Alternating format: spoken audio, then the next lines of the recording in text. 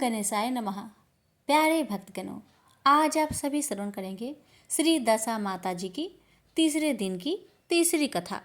दशा माता माँ पार्वती का ही एक स्वरूप है। आइए शुरू करते हैं कथा। एक सास बहू थी। एक दिन सुबह सुबह सास ने बहू से कहा, जाओ आग लाकर भोजन बनाओ, बड़ी भूख लगी है। बहू हाथ में कंडे लेकर आग लेने गांव में गई। उस दिन गांव भर में दशा माता का पूजा थे, इसलिए किसी के यहाँ से भी उसे आग नहीं मिली। वह खाली हाथ लौट कर आई। शाम होने पर वह पड़ोसन के पास जाकर बोली कि मेरी सास तो दशा माता का गंडा नहीं लेती है, परंतु अब की बार मैं गंडा लेना चाहती हूँ। मुझे पूजन की विधि भी बता देना।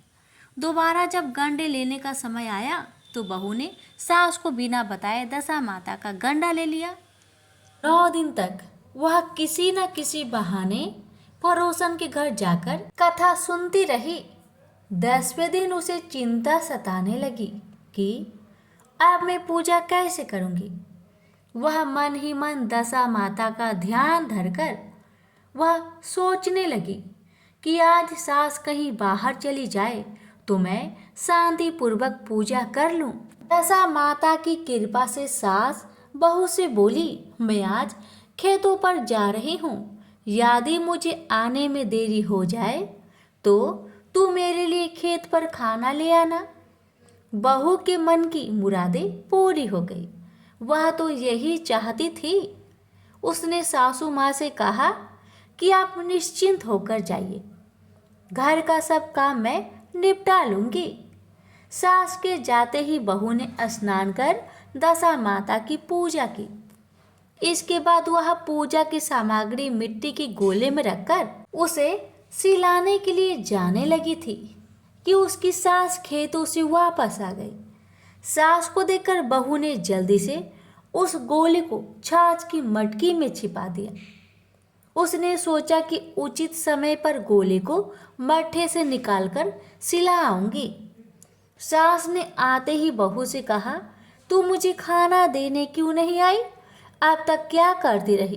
बहू ने कहा कि आज मैंने सिर के बाल धोए थे, उनके सूखने में देर लग गई, इस कारण भोजन बनाने में देर हो गई।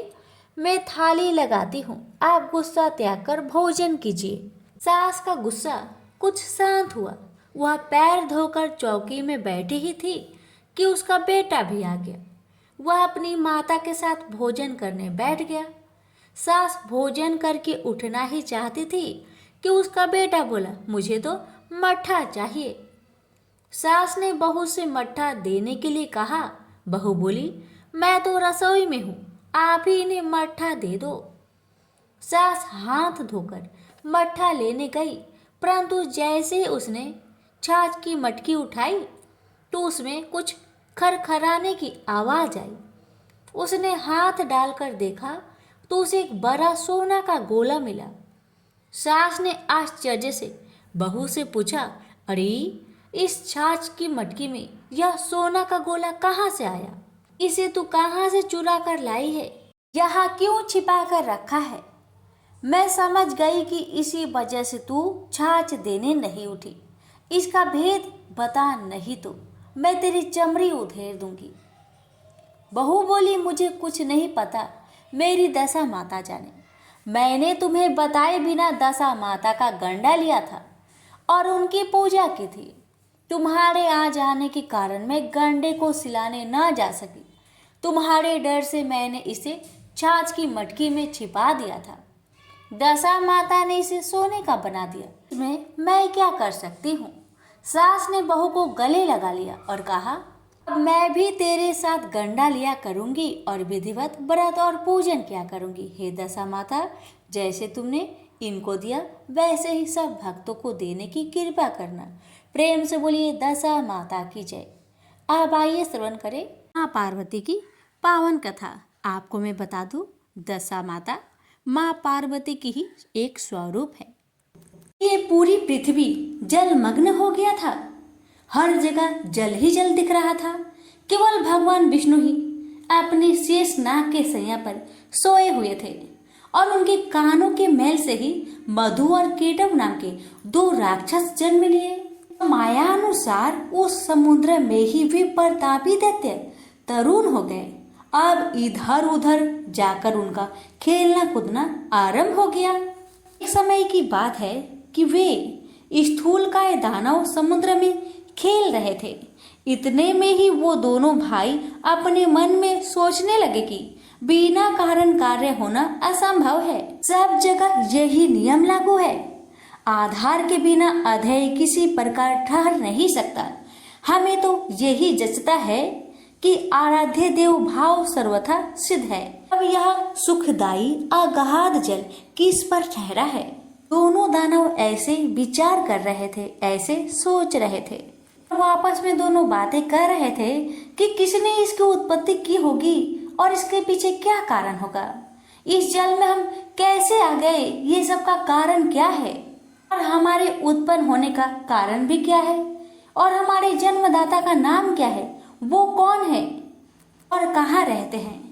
यही उनके मन में प्रश्न उठ रहा था बार बार। भी उन दोनों भाइयों ने विचार किया कि हम अपने जन्मदाता का पता जरूर लगाएंगे, चाहे जैसे भी हो।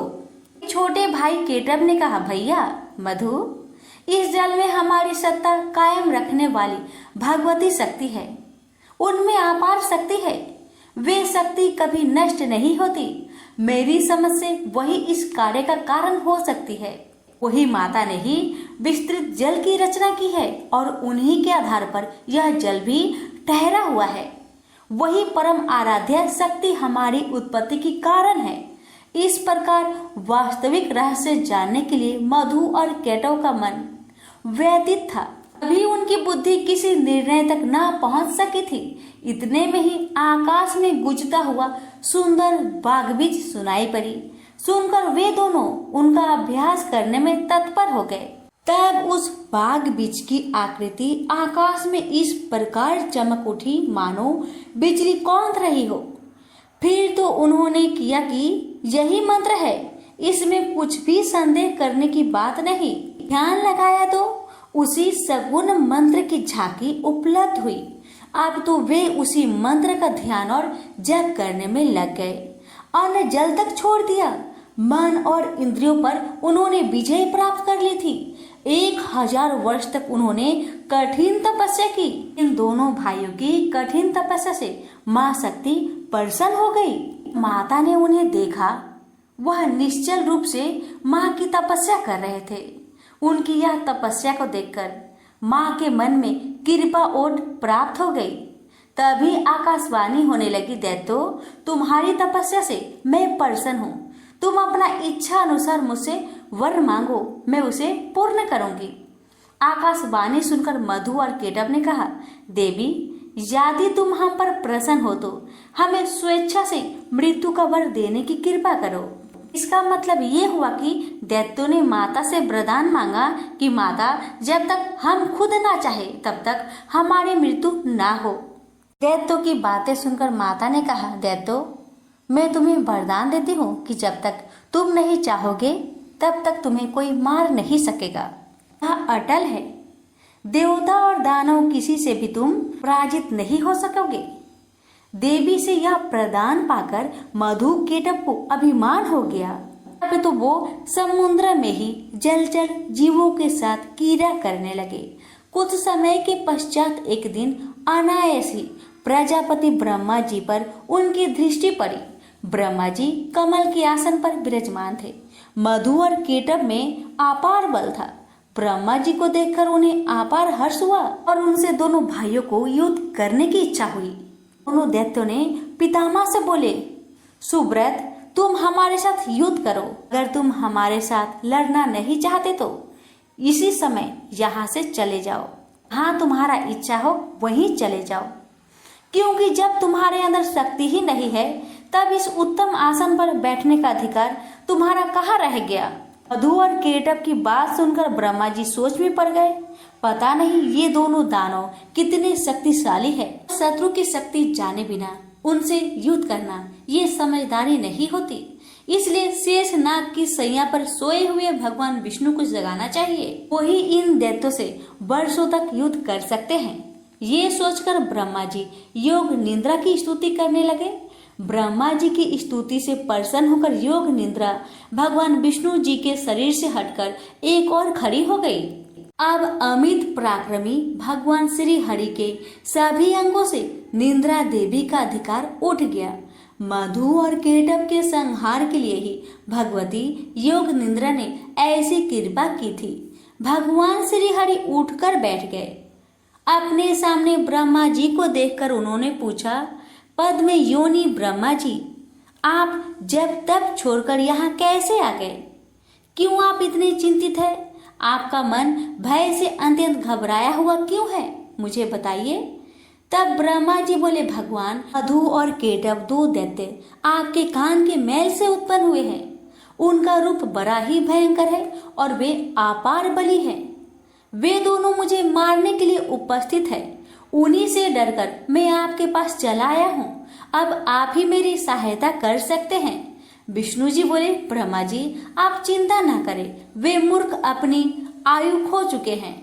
अभी युद्ध करने के लिए मेरे पास आएंगे और निश्चय ही मैं उनका वध कर दूंगा। भगवान विष्णु ब्रह्मा जी से ये सब कह ही रहे थे कि इतने में महाबली दोनों राक्षस मधु और केटव ब्रह्मा जी को ढूंढते हुए वहां आ पहुंचे। वहां पर हर जगह जल ही जल था। बिना किसी अवलंब के ही निश्चित होकर वे दैत्य खड़े थे। उनके स्वर वाग में अहंकार भरा था। वे ब्रह्मा जी से बोले, भागकर इसके पास चला आया है, क्या ये तुझे बचा सकेगा? युद्ध कर, ये तो देखता ही रहेगा और हम तेरे प्राण हर लेंगे। इसके बाद सर्प के फन पर बैठने वाले इसे भी हम मारेंगे। किंतु पहले अभी तू लड़ ले, या लड़ना नहीं चाहता? अगर तू हमसे नहीं लड़ेगा तो मुझे कह दे कि मैं तुम्हारा दास हूँ, तब मैं तुम्हें छोड़ दूंगा। मधु और केटव की बात सुनकर भगवान विष्णु ने कहा, दानव श्रेष्ठ, तुम इच्छा पूर्वक मुझसे युद्ध कर लो।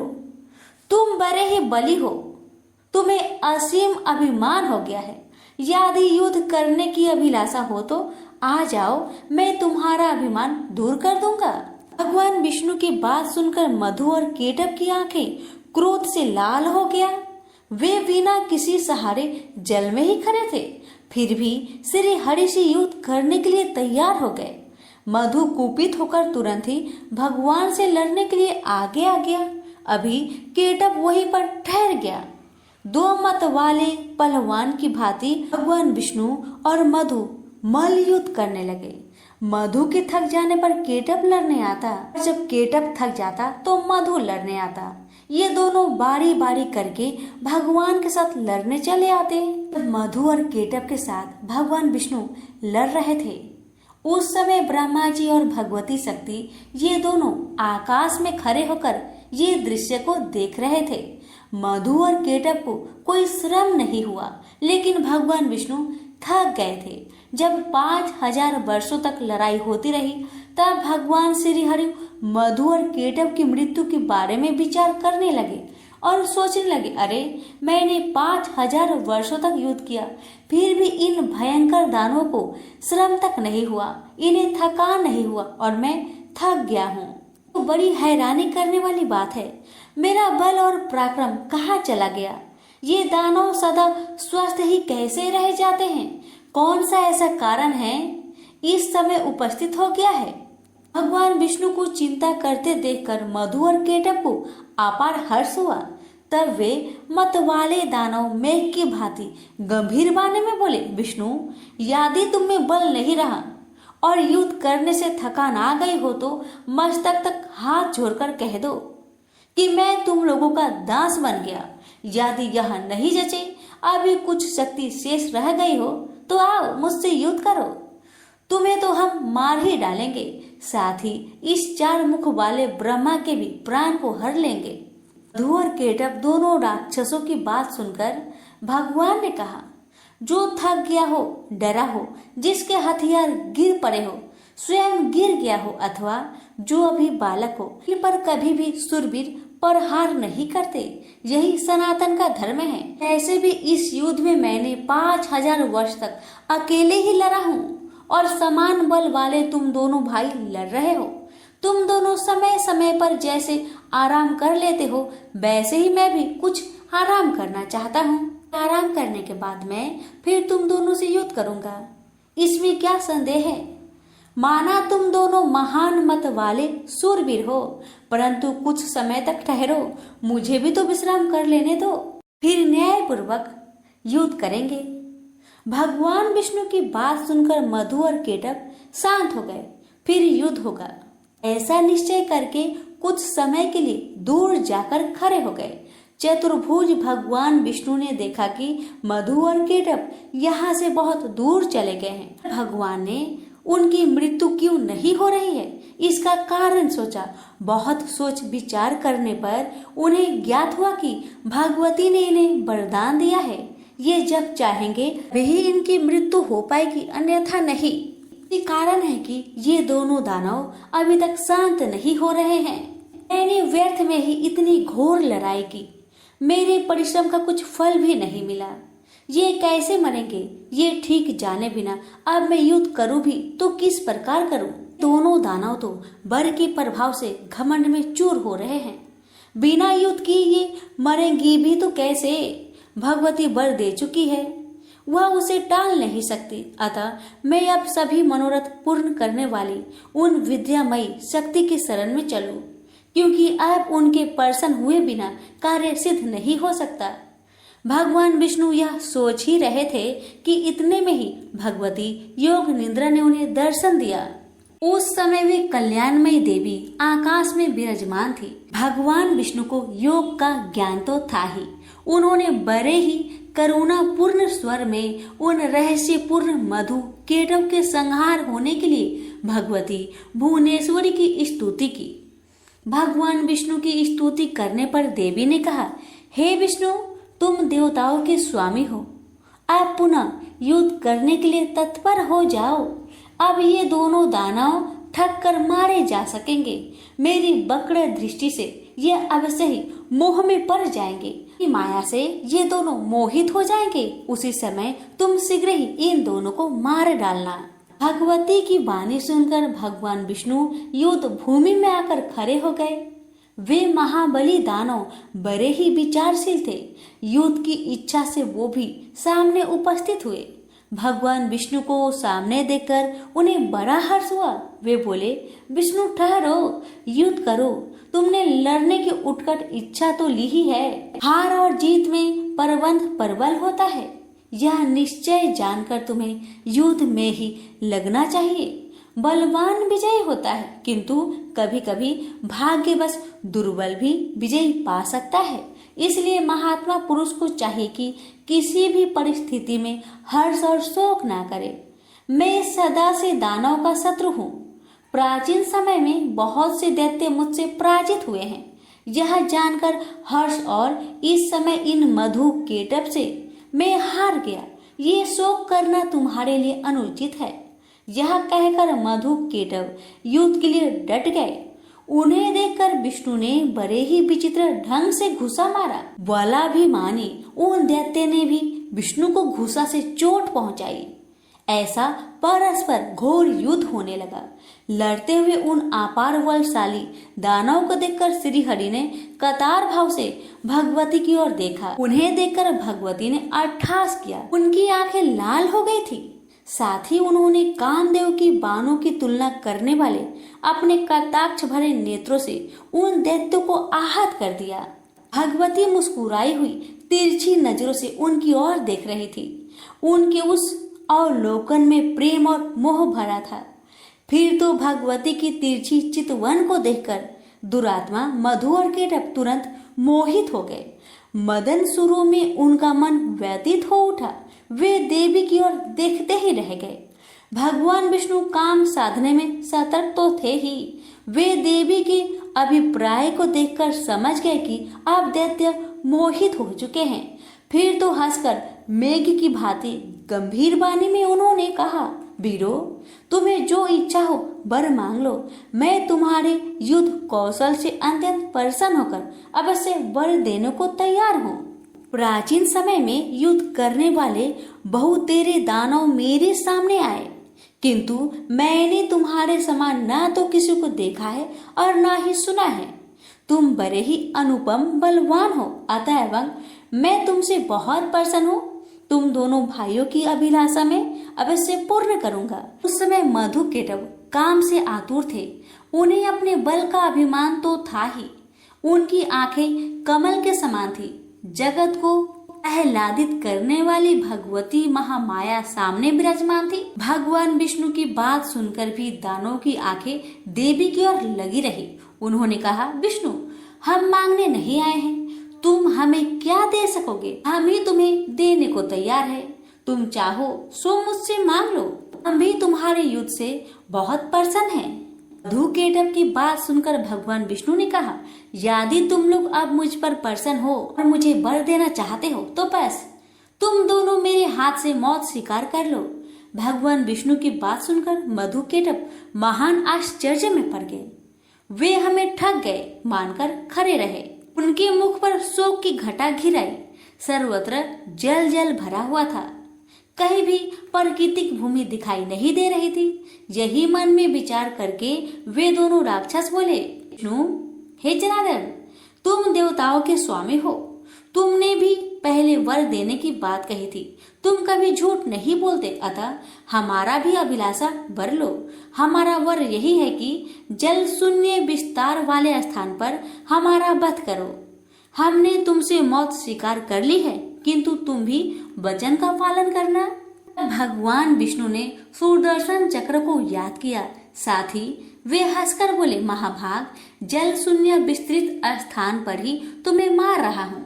यह कहकर विष्णु ने अपनी विशाल जांघें फैलाकर जल पर ही जल रहित मधुकेटव को दिखा दिया। साथ ही साथ कहा, इस स्थान पर जल नहीं है, अब तुम अपना मस्तक हमें दे दो। आज मैं सत्यवादी रहूंगा और तुम भी। भगवान विष्णु का यह कथन सुनकर उनकी सत्यता पर वे विचार करते रहे। तत्पश्चात अपने 4000 कोस वाले विशाल शरीर को उन्होंने स्वयं मृत्यु के मुख में डाल दिया। उस समय भगवान विष्णु ने अपनी जांघें सटा ली। यह देखकर मधुकेटव को बड़ा आश्चर्य हुआ। उन विचित्र जांघों पर मस्तक रखने के लिए भगवान ने दैत्य से कहा। उन्होंने मस्तक रख दिया। तब भगवान ने उनके मस्तक को चक्र से काट डाला। तदंतर मधु और केटव के प्राण पेखरू उड़ गए। उस समय सारा समुद्र उन दैत्य के रक्त और मज्जा से व्याप्त हो गया। प्रेम से बोलिए विष्णु भगवान की जय। हमारी सुनाई हुई कथा आपको कैसी लगी? अगर अच्छी लगी हो तो कमेंट बॉक्स में माता रानी की जय लिखना ना भूले। आप सभी का बहुत बहुत धन्यवाद।